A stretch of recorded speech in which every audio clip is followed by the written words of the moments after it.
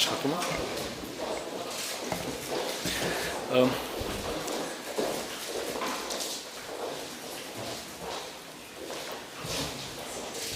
Հարգելի գործընկերներ, բարև ձեզ, հարգելի պարոն նախարար, թանկագին բարեկամ, ուրախ եմ ողջունել ձեզ և ձեր գլխավորած պատվիրակությանը Հայաստանում։ Այս այցը, հարգելի գործընկերներ, նշանավորվեց ֆրանսիացի գործընկերոջս հետ մտադրությունների մասին հռչակագրի ստորագրմամբ, որը նախատեսում է ավելի սերտ համագործակցություն մեր երկու գերատեսչությունների միջև, ներառյալ քաղաքական երկխոսության խորացում, պարբերական խորհրդակցությունների անցկացում, արտերկրում գործող մեր դիվանագիտական ներկայացուցչությունների միջև փոխգործակցության ավելացում, համագործակցության եվրոպական և այլ գլոբալ միջազգային հարթակներում։ Եվ նաև ուզում եմ ասել, որ շատ կարևորում ենք այն հանգամանքը, որ նախարարի այցը տեղի ունենում նաև հենց երևանյան երկխոսության օրերին և այդ ֆորումի շրջանակներում մի ուղղություն, որտեղ մեր գերատեսչությունների միջև համագործակցությունը արդեն իսկ կայացել է և հետագա այդ խորացումը այդ համագործակցությունների կարող է նոր գաղափարների կյանքի կոչման գրավական դառնալ։ Ուզում եմ իհարկե անդրադառնալ այն թեմաներին, որոնք այսօր առիթ ենք ունեցել քննարկելու, իհարկե առաջին հերթին քննարկել ենք Հայաստան-Ֆրանսիա հագեցած երկկողմ օրակարգը և մեր համատեղ ձևավորած խճանկարը մեր հարաբերությունները որպես ռազմավարական գնահատելու հիմք է տալիս, կարող եմ ասել, միաժամանակ գետնի վրա մեր գործընկերությունը տալիս է շատ կոնկրետ արդյունքներ, ինչպիսին է օրինակ վեդի նորակառույց ջրամբարը, սա իհարկե միակ ծրագիրը չէ, որը Ֆրանսիան նպաստում է Հայաստանի Հանրապետության դիմակայության ամրապնդմանը և նաև տնտեսական զարգացմանը մենք համագործակցում ենք այնպիսի ոլորտներում, որոնք մի քանի տարի առաջ նույնիսկ չէին էլ կարող քննարկվել և այստեղ ուզում եմ իհարկե արժանին մատուցել մեր երկու առաջնորդներին, վարչապետ Փաշինյանին և նախագահ Մակրոնին, ում միջև ձևավորված գործընկերության շնորհիվ է նաև, որ մեր կարող ենք այսպես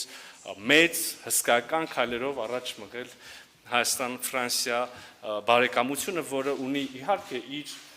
հիմքերը, որը խարսխվում է նաև պատմական համակրանքի և ժողովուրդների միջև բարեկամության և սիրո վրա։ Նաև ի թիվս ոլորտների, որոնք այսօր քննարկել ենք, մտնում են նաև և կարող ենք նշել ենթակառուցվածքները, մենք ուրախ ենք տեսնել, որ ֆրանսիական հետաքրքրությունը Հայաստանում ենթակառուցվածքների զարգացման գործում, կառուցման գործում աճում է և էլի հուսով եմ առաջիկայում շատ շոշափելի և կոնկրետ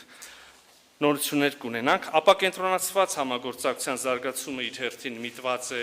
նպաստել Հայաստանի համար ռազմավարական նշանակություն շրջանների զարգացմանը և դրանց դիմակայունության ավելացմանը և այս համատեքստում կարևորել ենք ապակենտրոնացված համագործակցության 5-րդ համաժողովի անցկացումը, այստեղ էլ առաջիկայում պետք է որ լավ նորություններ ունենանք շատ կոնկրետ։ Հարգելի ներկաներ, նախարար Բարոյի հետ այսօր անդրադարձ ենք կատարել տարբեր հարթակներում, տարբեր ձևաչափերով մեր երկու երկրների միջև փոխգործակցության հնարավորություններին։ Իհարկե առաջնային նշանակություն ունի այս համատեքստում Հայաստանի հետ Եվրոպական միության հետ գործընկերության խորացման ուղղությամբ մեր համագործակցությունը, ես շնորհակալություն եմ հայտնել նախարարին և ֆրանսիական կողմին այս ողջ գործընթացում և այս համատեքստում ֆրանսիական կողմից շարունակաբար Հայաստանին ցուցաբերվող աջակցության և Հայաստանի ուրեմն ցանկությունների խրախուսման գործում, այստեղ էլ պետք է բացի ընդհանուր պնդումից շատ կոնկրետ բանի անդրադառնամ, օրինակ վիզաների ազատականացումը, որի շուրջ Հայաստանում մեծ ակնկալիքներ կան, իհարկե ընթանում է այս խոսակցությունը Եվրոպական միության հետ մեր ֆրանսիացի գործընկերների շատ գործուն աջակցությամբ և խրախուսմամբ։ Կառանձնացնեի նաև եվրոպական քաղաքական համայնքի ձևաչափը, հիշում եք օրեր առաջ այդպիսի մի հանդիպում եղավ այս ձևաչափով, գագաթնաժողով եղավ Տիրանայում և այժմ հայտարարվեց, որ հաջորդ այդպիսի հավաքը լինելու է հաջորդ գարնանային այդպիսի հավաքը լինելու է Երևանում, մենք շահագրգռված ենք այս հարթակով, մենք առաջին իսկ օրվանից մեր ակտիվ մասնակցությունն ենք ունեցել, մեզ համար շատ արդյունավետ է այդ հարթակը և հիմա նաև էլի Ֆրանսիայի և մյուս գործընկերների աջակցությամբ մենք արդեն կունենանք հաջորդ գարնանային այդպիսի հավաքը, հաջորդ գարնանային այս ձևաչափով գագաթաժողովը Երևանում, Հայաստանում մեզ համար մեծ պատիվ կլինի հյուրընկալել մեր գործընկերներին։ Մենք կարևորություն ենք հաղորդում նաև ֆրանկոֆոնիայի շրջանակներում մեր համագործակցությանը, Հայաստանը այստեղ եւս իր անելիքներ ունի, ունեցանք գագաթաժողով մի քանի տարի առաջ, այժմ խաղերը երիտասարդության ներգրավումը նաև ֆրանկոֆոնիայի շրջանակներում, ընդհանրապես ուզում եմ ասել, որ մենք շատ ուրախ ենք տեսնել, ես անձնապես շատ ուրախ եմ տեսնել, որ Հայաստանում այսօր ավելի շատ երիտասարդներ են ուզում խոսել գեղեցկագույն ֆրանսերեն լեզվով, եւ սա իհարկե շատ ողջունելի է։ Պարոն նախարար, կարևոր է նաև նշել, որ մենք բարձր ենք գնահատում, ինչպես եւ նախկինում Ֆրանսիայի դիրքորոշումը Հայաստանի Հանրապետության տարածքային ամբողջականության եւ ինքնիշխանության պաշտպանության հարցում, սահմանների անխախտելիության պաշտպանության հարցում, սա իհարկե տարածաշրջանում կանխատեսելի անվտանգ մթնոլորտի եւ խաղաղության կառուցման կարևոր գրավական է։ Արդյոք ուզում եմ օգտվել եւ ասել հարգելի ներկաներ, որ Հայաստանի Հանրապետությունը հավատարիմ է խաղաղության օրակարգին, մենք այժմ Ադրբեջանի հետ ունենք համաձայնեցված խաղաղության պայմանագրի տեքստ եւ ինչպես նախկինում այսօր եւս մենք պատրաստ ենք օր առաջ սկսել խորհրդակցություններ այդ պայմանագրի ստորագրման տեղը, ժամանակը Ադրբեջանի հետ քննարկելու եւ որոշելու համար, ընդհանրապես մեր շուրջ խաղաղ եւ անվտանգ միջավայր ձևավորելը մեր տարածաշրջանը նկատեմ անմիջական հարաբերությունը Հայաստանի արտաքին քաղաքական գերակայություններից է, առաջնահերթություններից է, մենք նաև տեղյակ եք հարաբերությունների կարգավորման շուրջ խոսակցություն ունենք Թուրքիայի հետ եւ տրամադրված ենք ամբողջապես նոր խաղաղ անվտանգ տարածաշրջան կառուցելուն, համենայն դեպս մենք Հայաստանի Հանրապետությունը մեր կողմից այդ ուղղությամբ բոլոր քայլերը անում ենք եւ պատրաստ ենք շարունակել։ Նաեւ եթե մի փոքր լայնացնենք մեր քննարկումը հարավային Կովկասից, ապա կարծում եմ քարտեզին ուղղված առաջին իսկ հայացքը կարող է մեզ թույլ տալ պնդելու, որ հարավային Կովկասը առանցքային դեր կարող է ունենալ նաեւ Եվրոպա, Կենտրոնական Ասիա ճանապարհները կամ Եվրոպայում Կենտրոնական Ասիան իրար կապելու, իրար ավելի մոտ դարձնելու գործում, այստեղ եւս Հայաստանի Հանրապետության ամբողջական պատրաստակամությունը ունենք եւ մենք ինքներս նույնիսկ մեր ծրագիր ունենք խաղաղության խաչմերուկը, որը ենթադրում է տարածաշրջանում տրանսպորտային ենթակառուցվածքների ապաշրջափակման, իսկապես մեր եւ Հայաստանի եւ ֆրանսիական կողմի քննարկելիք հարցերը շատ են, այստեղ իր շատ կարևոր դեր ունի խորհրդարանական համագործակցությունը, ես տեսնում եմ մեր վաղեմի եւ երկարամյա բարեկամներին նստած այս շարքերում Ֆրանսիայի ազգային ժողովից եւ չեմ կարող ձեզ ծանրաբեռնել բոլոր հարցերով եւ բոլոր ոլորտներով, սա ընդհանրապես շատ համառոտ նկարագրություններ, ինչը մենք արդեն ունեցել շոշափելու այսօր։ Շնորհակալ եմ շատ այցի համար եւ սիրով խոսքը փոխանցում եմ ձեզ։ Monsieur le ministre cher Ararat, merci pour votre accueil. Mesdames et messieurs les députés et sénateurs, merci beaucoup pour votre présence avec moi aujourd'hui ici en Arménie. Mesdames et messieurs et chers amis arméniens, tout à l'heure, lorsque nous amorcions notre descente sur Erevan sous le regard du mont Ararat que nous laissions à bâbord, je me disais qu'il était temps, cher Ararat, de répondre à votre invitation et à me rendre ici à Erevan. Et c'est une grande joie d'être ici où j'effectue donc ma première visite. Une joie, il est vrai, teintée d'émotion puisque nous marquons cette année le 110e anniversaire du génocide de 1915. Mais une joie mêlée de fierté alors que les relations entre nos deux pays n'ont jamais été aussi intenses ni aussi confiantes. Parce qu'il y a une amitié particulière qui lie la France et l'Arménie, le peuple arménien et le peuple français. Une amitié qui plonge ses racines dans l'histoire et qui trouve sa force dans la fidélité. Fidélité à notre mémoire commune d'abord. Et c'est pourquoi je suis très touché de prendre part tout à l'heure à l'hommage qui sera rendu au mémorial du génocide à l'amiral Louis d'Artiche du Fournay, qui en 1915 a contribué avec ses marins au sauvetage de plus de 4000 résistants arméniens de Mussalère promis à l'extermination. Fidélité dans les moments de tragédie. C'est pourquoi la France continue de se tenir aux côtés des réfugiés arméniens du Haut-Karabakh et de l'Arménie qui les accueille. Quand je dis la France, je pense évidemment à son gouvernement, mais aussi aux parlementaires, dont 7 sont aujourd'hui avec moi à Erevan, et je tiens ici à saluer leur engagement, car la diplomatie parlementaire fait vivre, elle aussi, notre relation bilatérale. Je pense aussi aux collectivités territoriales et à l'ensemble des organisations de la société civile et de la diaspora qui se mobilisent pour l'Arménie. Ils nous alertent, ils nous aiguillonnent, ils nous soutiennent, alors qu'ils en soient remerciés. En Arménie, je suis donc venu réaffirmer le soutien de la France, un soutien que le président de la République a voulu inconditionnel, entier et constant, ce sont ses mots. Soutien à la paix d'abord, le texte du traité de paix avec l'Azerbaïdjan a été finalisé, c'est le résultat d'une négociation difficile menée avec ténacité par le Premier ministre Pachinian, dont je tiens ici à saluer le courage. Comme l'a écrit mon homologue américain, Marco Rubio, il est temps de le signer et de le ratifier. C'est ce qu'attendent la France, l'Europe et les États-Unis. Soutien à l'indépendance, à l'intégrité territoriale et à la souveraineté de l'Arménie ensuite. Cela passe par la poursuite résolue de notre coopération de défense avec l'Arménie, qu'il s'agisse de la fourniture d'équipements, de la formation des soldats arméniens ou du conseil. Tout cela dans le seul but d'aider l'Arménie à acquérir les moyens de défendre sa population, son intégrité territoriale et sa souveraineté. Soutien à la démocratie arménienne, enfin, face aux tentatives d'ingérence, de désinformation et de déstabilisation. Nous aiderons l'Arménie à préserver l'intégrité de ses processus électoraux et à consolider son modèle démocratique. Avec le Premier ministre et avec vous, cher Ararat, nous aurons fait le point aujourd'hui sur nos coopérations et elles sont nombreuses. Coopération diplomatique, bien sûr. Nous avons conclu à l'instant une déclaration d'intention sur la coopération entre nos deux ministères pour mieux articuler nos diplomaties. Ensemble, nous préparons les grandes échéances multilatérales à venir, le sommet des océans qui se tiendra à Nice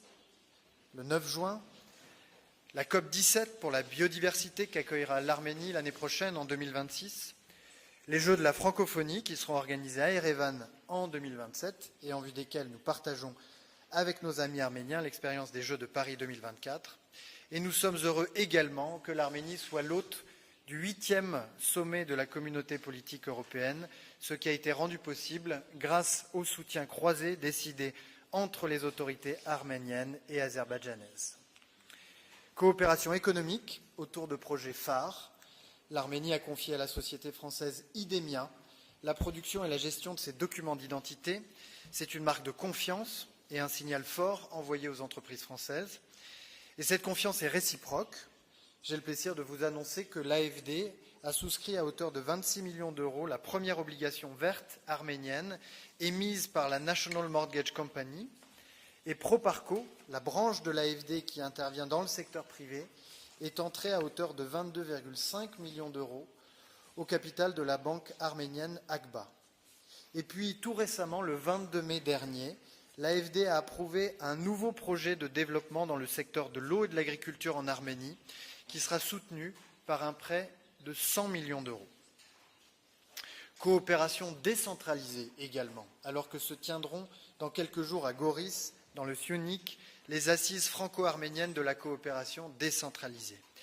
C'est l'expression d'une diplomatie des territoires, centrale dans les rapports entre nos deux pays, et qui précède d'ailleurs l'établissement de nos relations diplomatiques. C'est aussi un signal politique compte tenu des enjeux qui sont ceux du Syunik. À cette occasion,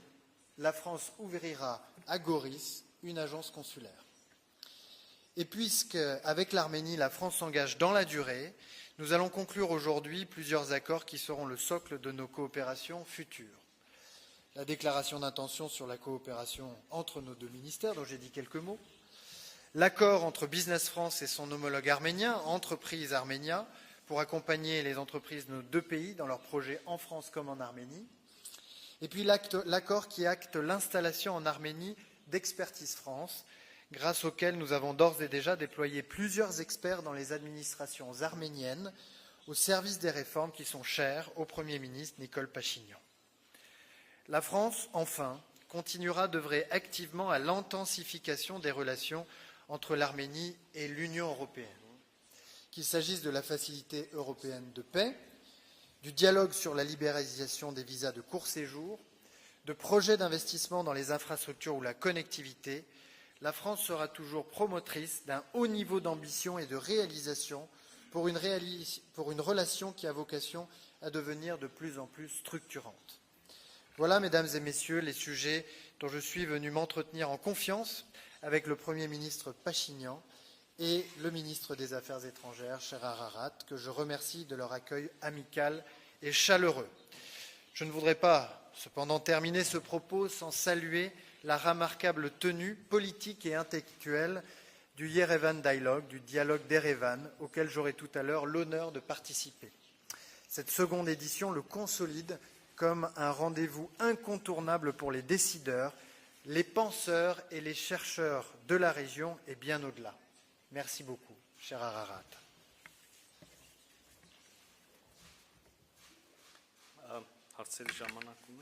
Բարև ձեզ, ունենք երկու հարցի հնարավորություն, խնդրեմ առաջին հարցը Civic AM. Շնորհակալություն, պարոն Ժան-Նոել Պարո, նախարար Միրզոյանը հիշատակեց երկու երկրների միջև հարաբերությունների ըստ էության ռազմավարական բնույթը։ Դուք էլ շեշտեցիք մեր երկրների հարաբերությունների աննախադեպ բարձր եւ լավ մակարդակի մասին։ Ցանկանում եմ պարոն նախարար ճշտել ձեր երկրի դիրքորոշումն այդ կապակցությամբ, արդյոք կողմերը Հայաստան եւ Ֆրանսիան պատրաստ են հարաբերությունները տեղափոխել ռազմավարական գործընկերության մակարդակ եւ այդ համատեքստում ինչպես է գնահատում Ռուսաստանի Դաշնության դերը կամ ազդեցությունը տարածաշրջանում, որովհետեւ օրեր առաջ ձեր տեղում կանգնած էր ՌԴ ԱԳ-նախարար Սերգեյ Լավրովը, որը անդրադառնալով զենքի գնմանը ուշադրություն հրավիրեց ձեր երկրի եւ Ռուսաստանի Դաշնության միջև բարդ հարաբերություններին, ըստ էության անվանելով թշնամական, եւ ինչպիսին կլինի Ֆրանսիայի դերը ՌԴ կողմից հնարավոր ռիսկերը կառավարելու առումով ու դուք ինչ հետաքրքրություններ ունեք Հայաստանում կամ ինչ ակնկալիքներ ունեք այդ առումով Հայաստանից, պարոն Միրզոյան, եւ դուք էլ կցանկանայի պատասխանեիք առաջին մասին, թե ինչպես է գնահատում ռազմավարական գործընկերության մակարդակ տեղափոխելու մեր երկու երկրների հարաբերությունները։ Շնորհակալություն։ Merci pour cette question. La relation entre nos deux pays, entre nos deux peuples, est déjà très largement stratégique du fait de toutes les coopérations que j'ai eu l'occasion de rappeler à l'instant et qui vont de l'aide ou du soutien au développement des infrastructures, que ce soit celles qui touchent à la mobilité ou au réseau d'eau par exemple, jusqu'à la technologie avec l'arrivée d'IDEMIA, en passant par les multiples projets développés par les collectivités territoriales françaises qui seront, je dirais, célébrés ou en tout cas valorisés dans quelques jours lors de la 5e édition des Assises de la coopération décentralisée. Je veux d'ailleurs à ce sujet signaler que la présence de Florence Provendier, qui est présente aujourd'hui avec moi, et que mon ministère a appelé de manière totalement inédite à venir contribuer à resserrer tous les liens entre collectivités, sociétés civiles, associations, pour faire en sorte que la relation stratégique que nous appelons de nos voeux soit, je dirais, toujours plus étroite à tous les niveaux. Ensuite, nous nous préparons avec mon collègue Ararat je dirais, à coucher tout cela sur le papier en préparant un véritable partenariat stratégique qui viendra acter, je dirais, la profondeur de notre relation telle qu'elle existe aujourd'hui, mais aussi la projeter dans les années et décennies qui viennent avec d'autres projets de coopération dans tous les domaines, y compris celui de la défense que vous évoquiez. Quant aux propos du ministre russe qui était présent à Erevan il y a quelques jours, je laisserai le ministre y répondre. Ce que je peux simplement signaler, c'est ce que nous avons vu ces derniers jours en Ukraine, c'est-à-dire l'une des attaques les plus meurtrières depuis le début de la guerre d'agression russe en Ukraine. Pour notre part, nous avons un message très clair. Nous voulons la paix, et pour qu'une paix puisse advenir, il faut au préalable qu'un cessez-le-feu puisse intervenir, qui permette la tenue de négociations en bonne et due forme, qui garantissent qu'à l'issue de ces négociations, une paix juste et durable puisse advenir. C'est ce que nous appelons de nos voeux. L'Ukraine y est prête, puisque cela fait maintenant presque 3 mois qu'elle a consenti à un cessez-le-feu de 30 jours, sans condition, pour que puissent s'amorcer des négociations de paix. Il appartient désormais à la Russie de démontrer si elle souhaite poursuivre sa guerre ou si, au contraire, elle est ouverte à des négociations de paix.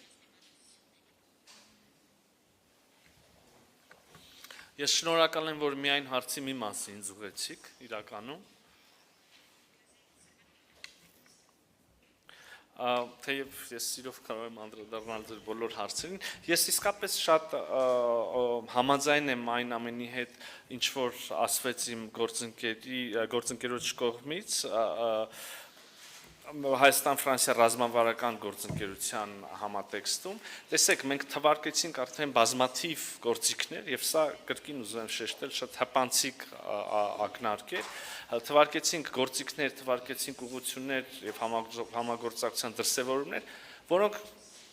կարող ենք ասել չունեն նույնիսկ երկրներ, որոնք ունեն ռազմավարական համագործակցության մասին ձեր հիշատակած փաստաթուղթը, բայց նաև համաձայն եմ իմ սիրելի գործընկերոջ հետ, ձեր ասածը մենք ընդունում ենք իբրև մեդիայի եւ եթե կուզեք քաղաքացիական հասարակության, եթե կուզեք Հայաստանի քաղաքացիների կողմից տրվող ուղիղ հանձնարարական եւ ինչպես արդեն ասվեց, մենք կաշխատենք այն ուղղությամբ, որ մեր խորը համագործակցություն նաև փաստաթղթային ձևակերպմամբ ճիշտ անունները եւ որակավորումները կրի շնորհակալ։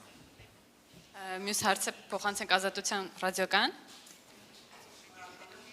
Շնորհակալություն Աստղիկ Բեդևյան, Ազատություն ռադիոկայան, ես երկու նախարարներին էլ հարցեր ունեմ։ Պարոն Միրզոյան, երբ Ադրբեջանը պնդում է իր նախապայմանները խաղաղության համաձայնագիրը ստորագրելու համար եւ հայտարարում է, որ կան բանակցություններ, ես ուզում եմ հասկանալ, ինչ հարցեր են քննարկվում, հենց այդ նախապայմանները, դրանցից հրաժարումը, թե դրանց կատարումը եւ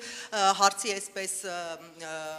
հավելում առաջիկայում հնարավոր է նախարարների կամ երկրների ղեկավարների մակարդակով հանդիպման հնարավորություն կա այդպիսի պայմանավորվածություն եւ Ֆրանսիայի նախարարին ուղեմ հարցս ԱՄՆ պետքարտուղար Ռուբիոն բոլորովին վերջերս չէր բացառել Հայաստան ներխուժման հնարավորությունը Ադրբեջանի կողմից Արևմուտքը ընդհանրապես, իսկ Ֆրանսիան մասնավորապես ես ուզում եմ հասկանալ կոնկրետ ինչ քայլեր են իրականացնում Հարավային Կովկասում հնարավոր նոր էսկալացիան բացառելու համար։ Շնորհակալություն։ Շնորհակալ եմ հարցի համար։ Շատ լավ։ Ուրեմն գաղտնիք չի, որ այսինքն այս թեմաները, հարցը, որը դուք տալիս եք եւ առհասարակ դրանց հետ առնչվող թեմաները շատ լայնորեն հրապարակավ քննարկվում են, այդ թվում եւ դուք Տիկին Բեդևյան, այդ թվում եւ հենց այս սրահում ինձ ուղիղ այդ մասին հարցելու բազմաթիվ առիթներ եք ունեցել, այսինքն Ադրբեջանը նշում է պայմաններ, որոնց կատարումը ըստ ադրբեջանական կողմի պետք է ավելի դյուրինացնի խաղաղության պայմանագրի կնքումը, ինչ վերաբերում է պայմանների մի խմբին, օրինակ Մինսկի կառույցներին, ապա օրակարգը մեզ համար քննարկելի է, եթե մեր մոտեցումը, եթե չկա կոնֆլիկտ, բայց չկա կոնֆլիկտ, մենք հասկանում ենք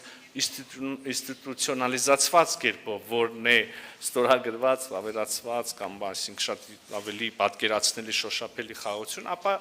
չկա նաև կոնֆլիկտին վերաբերող կամ կոնֆլիկտով զբաղվող դրա մանդատ ունեցող կառույցների անհրաժեշտությունը, բայց սա պայմանների մի խումբն է, մյուս խումբը այն է, որը որ դուք եք, մյուս պայմանը այն է, որը դուք նշեցիք,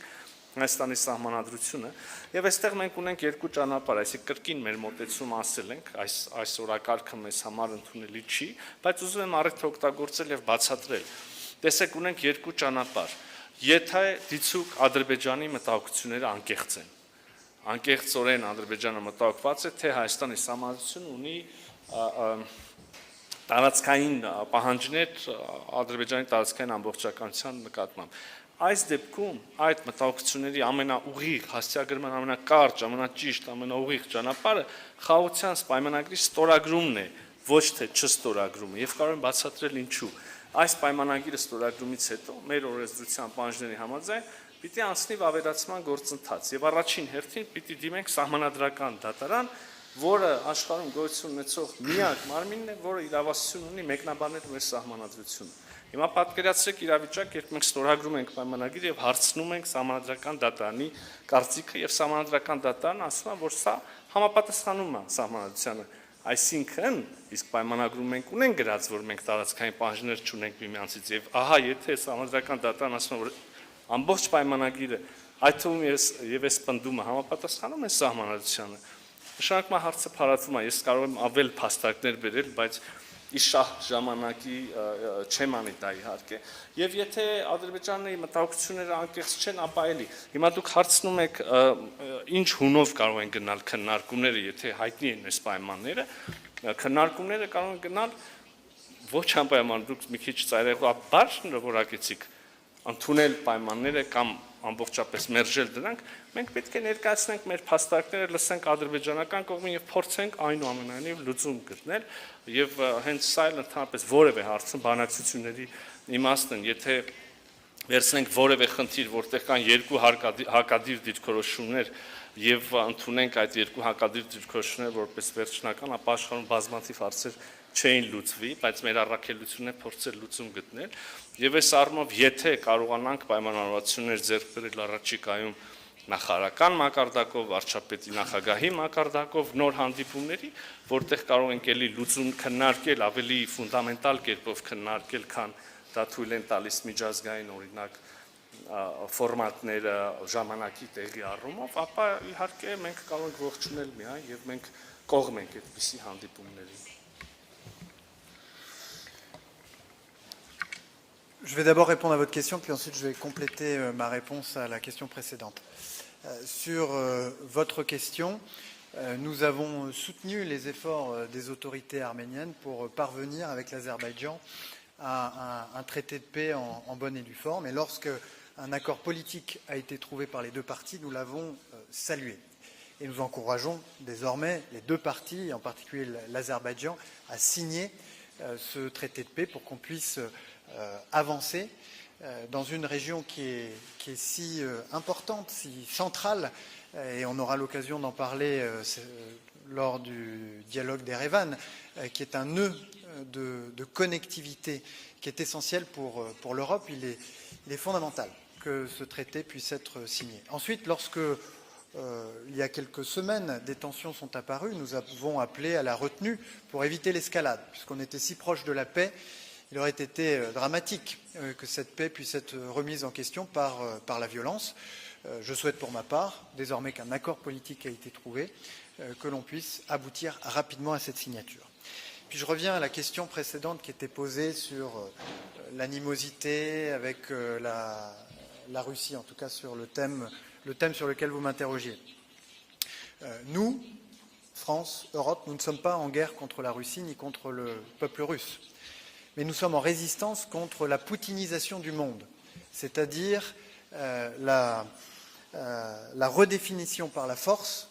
des frontières sur le continent européen. C'est un principe que nous ne pouvons pas accepter et contre lequel nous résistons. Cette résistance, elle se manifeste par notre soutien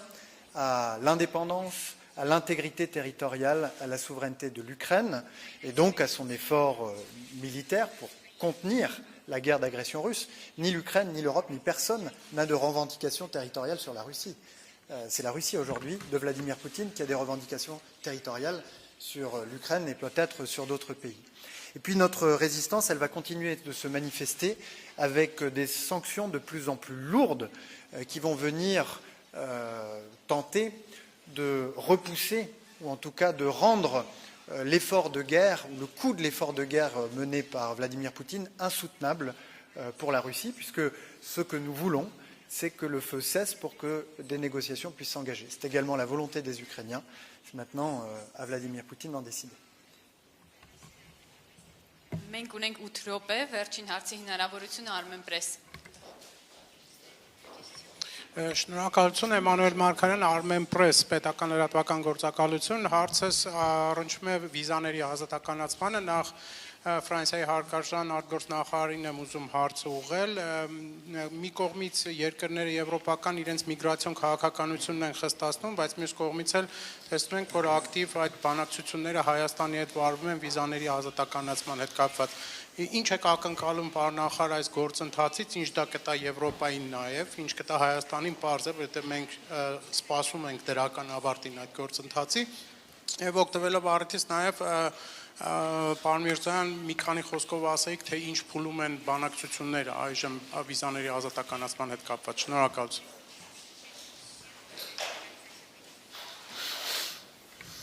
Je vais vous répondre, comme je l'ai dit tout à l'heure, que l'Union européenne, à travers cette discussion qui s'engage sur la libéralisation des visas de court séjour, à travers la facilité européenne de paix, se tient aux côtés de l'Arménie. Et ces discussions qui se sont amorcées sur cette question des visas conduiront, je le souhaite, à créer de nouvelles opportunités au bénéfice des Arméniennes et des Arméniens, mais également de l'Union européenne.